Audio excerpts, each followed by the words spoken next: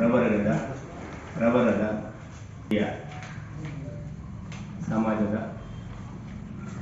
ಮಹಿಳಾ ಸಮಾವೇಶ ಹಾಗೂ ದ್ರೌಪದಿ ರವರ ದರ್ಪಣ ಅಂತಕ್ಕಂಥ ಒಂದು ವಿಶೇಷ ಕಾರ್ಯಕ್ರಮ. ರಾಜ್ಯಾದ್ಯಂತ ಇರತಕ್ಕಂಥ ವೈನಿಕುಲ ಕ್ಷತ್ರಿಯರ ಆರಾಧ್ಯ ದೈವ ದ್ರೌಪದಿ ಮಾತೆಯ ಕರಗವನ್ನು ಹೋಗ್ತಕ್ಕಂಥ ಪೂಜಾರಿಗಳ ಸೇವೆಯನ್ನು ಗುರುತಿಸಿ ಮತ್ತು ಆ ಪೂಜಾರಿಗಳ ಸೇವೆಗೆ ಹಿನ್ನೆಲೆಯಾಗಿ ಅವರ ಪತ್ನಿಯರು ತ್ಯಾಗ ಮತ್ತು ಶ್ರದ್ಧಾಭಕ್ತಿಯಿಂದ ಕರಗದೇವಿಯ ಆರಾಧನೆಯಲ್ಲಿ ತಲ್ಲೀನರಾಗ್ತಕ್ಕಂಥ ಆ ಮಹಾನ್ ಮಾತೆಯರನ್ನು ಗೌರವಿಸ್ತಕ್ಕಂಥ ಮತ್ತು ಈ ಸಮಾಜದ ಅನೇಕ ಸ್ತರದ ಸಾಧಕರನ್ನು ಗುರುತಿಸಿ ಸೇವೆ ಮಾಡ್ತಕ್ಕಂಥ ಅವರಿಗೆ ಸನ್ಮಾನಿಸ್ತಕ್ಕಂಥ ಕಾರ್ಯಕ್ರಮ ದಿನಾಂಕ 1/3/2025 ರವೀಂದ್ರ ಕಲಾಕ್ಷೇತ್ರದಲ್ಲಿ ನಡೀತದೆ. ಆ ಕಾರ್ಯಕ್ರಮದ ನೇತೃತ್ವವನ್ನು KN ಫೌಂಡೇಶನ್ನ CEO ರಾಜ್ ಕೃಷ್ಣಮೂರ್ತಿ ಅವರು ಕರ್ನಾಟಕ ರಾಜ್ಯ ವೈನಿಕುಲ ಕ್ಷತ್ರಿಯರ ಸಂಘದ ಗೌರವಾಧ್ಯಕ್ಷರು ಅವರು ಆ ಕಾರ್ಯಕ್ರಮವನ್ನು ನಡೆಸ್ತಾ ಇದ್ದಾರೆ.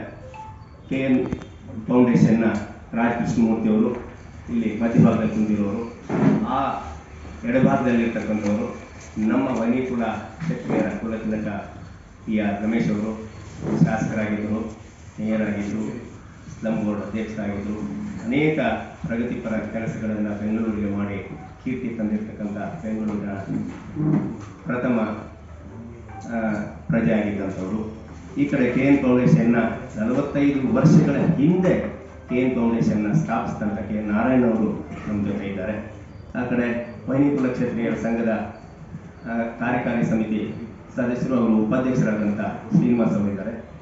ಮಧುಮಿತಾ ಅವರು ನಮ್ಮ ಸಮಾಜದ ಹೆಮ್ಮೆಯ ಹೆಣ್ಮಗಳು ಇವತ್ತು ನಮ್ಮ ಜೊತೆ ಇದ್ದಾರೆ. ಯಾರಿಂದನೂ ಕೇಳಿ ಇದು ಬಂದಿಲ್ಲ. ನಾವು ನಮ್ಮ ಉಸಿರಿರೋವರೆಗೂ ವರ್ಷಕ್ಕೆ ಒಂದು ದಿನ ನಾವು ಕಾಯ್ತಾ ಇರ್ತೀವಿ, ಯಾವಾಗ ತಾಯಿ ನಮ್ಮನ್ನೇ ದರ್ಶನ ಕೊಡ್ತಾರೋ ಬರ್ತಾರೋ ಅಂತ.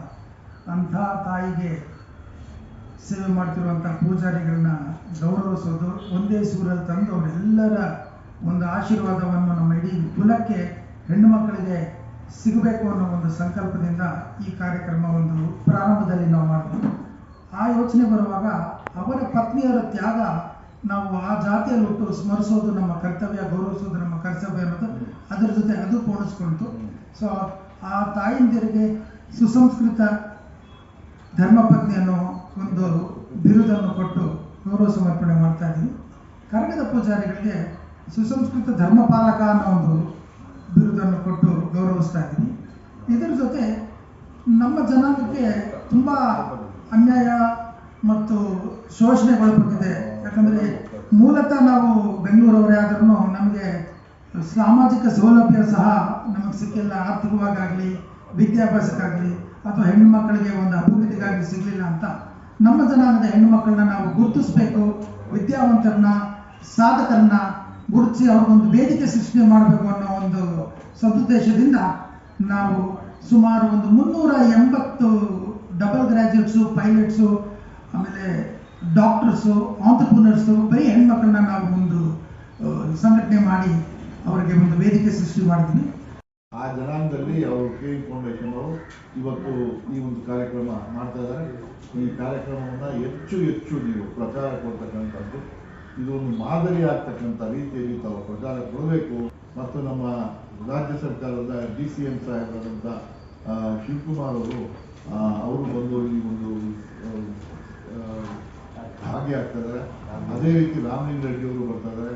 ಅದೇ ರೀತಿ ನಮ್ಮ ಹಲವಾರು ಮಂತ್ರಿಗಳು, ನಮ್ಮ ತಂಗಡಿಯವರು ಅವರು ಬರ್ತಾ ಇದ್ದಾರೆ. ಸೊ ಹೀಗಾಗಿ ಬಹಳಷ್ಟು ಜನ ಈ ಒಂದು ಶಾಸಕರುಗಳೆಲ್ಲ ಬರ್ತಾ ಇದ್ದಾರೆ. ಸೊ ಎಲ್ಲ ಬಂದು ಇದರಲ್ಲಿ ಪಾಲ್ಗೊಳ್ತಕ್ಕಂಥದ್ದಕ್ಕೆ ಒಂದು ಅವಕಾಶ ಕಲ್ಪಿಸ್ಕೊಟ್ಟಿದ್ದಾರೆ KN ಫೌಂಡೇಶನ್ ಅವರು. ಹಾಗಾಗಿ ಈ ಒಂದು ವಿಶೇಷವಾದಂಥ ಒಂದು ಸಮಾವೇಶ, ಮಹಿಳಾ ಸಮಾವೇಶ, ವನ್ನಿಕುಲ ಮಹಾ ಸಮಾವೇಶವನ್ನು ಏನು ಮಾಡ್ತಾ ಇದ್ದಾರೆ.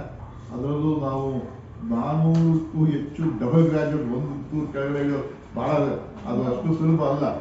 ಇದು ಒಂದು ಲಿಮ್ಕಾ ಬುಕ್ಸ್ ಆಫ್ ರೆಕಾರ್ಡ್ಸ್ಗೆ ಹೋಗ್ತಕ್ಕಂಥದ್ದಾಗುತ್ತೆ. ಮತ್ತು ಅದ್ರ ಜೊತೆಗೆ ರವಿಶಂಕರ್ ಗುರೂಜಿಯವರು ಈ ಕಾರ್ಯಕ್ರಮಕ್ಕೆ ಸ್ವಯಂ ಅವರೇ ಏನು ಒಪ್ಕೊಂಡು ಬಂದಿರ್ತಕ್ಕಂಥದ್ದು. ನಾನು ಬಂದೇ ಬರ್ತೀನಿ, ಈ ಕಾರ್ಯಕ್ರಮ ಚೆನ್ನಾಗಿದೆ, ಬಂದೇ ಬರ್ತೀನಿ, ನಾನು ನೋಡಬೇಕು ಅಂತ ಅವ್ರು ಒಪ್ಕೊಂಡಿದ್ದಾರೆ. ಅದೇ ರೀತಿ ನಮ್ಮ DCM ಸಾಹೇಬರು ಬರ್ತಾರೆ. ಅದರಿಂದ ತಾವು ಇದನ್ನ ಹೆಚ್ಚು ಜನರಿಗೆ ಪ್ರಚಾರವನ್ನು ಕೊಟ್ಟು ಇದರಲ್ಲಿ ಪಾಲ್ಗೊಳ್ತಕ್ಕಂಥ ಕೆಲಸವನ್ನು ತಾವೆಲ್ಲ ಮಾಡಬೇಕು ಅನ್ನೋದೇ ಈ ಒಂದು ಪತ್ರಿಕಾಗೋಷ್ಠಿಯಿಂದ ಕರೆದಿರ್ತಕ್ಕಂಥದ್ದು. ದಯವಿಟ್ಟು ತಾವೆಲ್ಲ